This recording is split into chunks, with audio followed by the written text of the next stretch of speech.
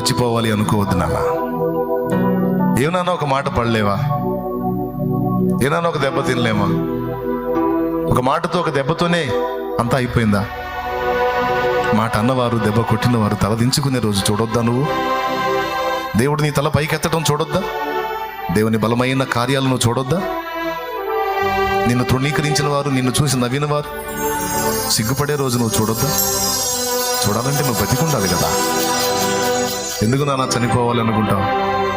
ఎందుకమ్మా చచ్చిపోవాలనుకుంటావు? ఎందుకమ్మా పదే పదే చావు రావట్లేదు అని అంటావు? నిన్ను ప్రేమించి నీ కోసం చనిపోయిన యేసయ్య నీకున్నాడమ్మా. ప్రాణం కంటే నిన్ను ప్రేమించిన నా దేవుడు నీకు తోడుగా ఉన్నాడు. మరణాన్ని అపేక్షించొద్దా. ప్రభా, బ్రతుకుతా, నీ కార్యాలు చూస్తా, నీకోసం బతుకుతా అని చెప్పు. యేసయ్యకి చెప్పు. ఆ తప్పుడు ఆలోచన ఇంకా చేయనయ్యా అని చెప్పు.